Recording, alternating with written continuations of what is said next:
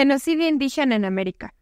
Generalmente se habla de que con la conquista de América se cometió un genocidio contra los indígenas y los afrodescendientes. Pero ¿cómo fue que se estructuró? ¿A qué se debió? ¿Y cuál fue el saldo que dejó? El desarrollo del capitalismo en Europa no hubiera sido posible sin los recursos naturales de que proveyó América, pero tampoco hubiera sido posible sin la mano de obra que logró que esos recursos naturales se pudieran extraer y en muchos casos hacer pasar por algunos procesos de industrialización. En el caso de la minería, por ejemplo, solo durante los 3 siglos de la colonia se explotó más oro y plata que lo que se explotó hasta los inicios del siglo XXI. Ahora, lamentablemente, la situación ha cambiado y la explotación de oro, plata y otros minerales preciosos y recursos naturales ha alcanzado cifras nunca antes vistas. Tan solo durante los primeros 15 años del siglo XXI, los canadienses pudieron explotar en México cifras similares a la que los españoles en 300 años de conquista. La explotación de hoy tiene sus bases en la conquista del pasado. Sin embargo, hasta el siglo XIX, la economía colonial latinoamericana dispuso de lo que fue la mayor concentración de fuerza de trabajo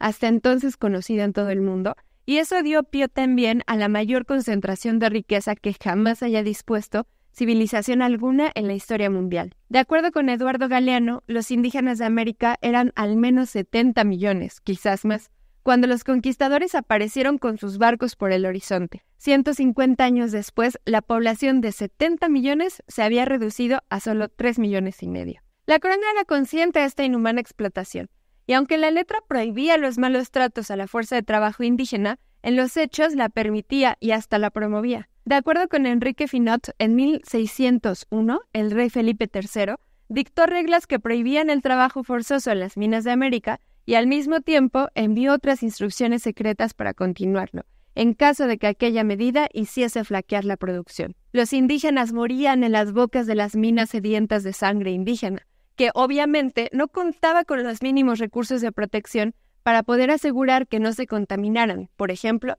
con el mercurio que utilizaban para el tratamiento químico de la plata. La contaminación del medio ambiente y sobre todo el asesinato de los indígenas por el aire tóxico que emanaba de la tierra saqueada era tal que las tierras de hasta 30 kilómetros alrededor de las minas estaban completamente áridas. A esto había que sumar las tareas de conversión de las religiones indígenas al catolicismo.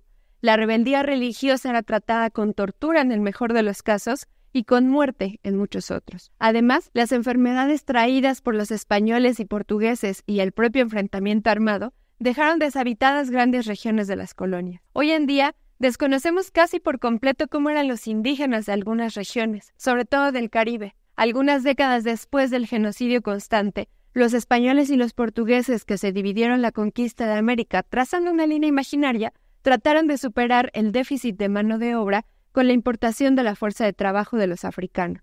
Los que tenían la resistencia para sobrevivir al hacinamiento, los malos tratos, el hambre, la sed y los castigos del viaje en barco, llegaban a un territorio nuevo, en donde no hablaban el idioma local ni tenían las condiciones para resistirse a trabajar de manera inhumana. Los españoles y portugueses, junto con los británicos en lo que ahora es Estados Unidos, unieron a cientos de pueblos, los explotaron en conjunto, sin darse cuenta de que con eso también establecieron las bases para una unidad férrea que hoy por hoy continúa expresándose en las luchas de nuestros pueblos.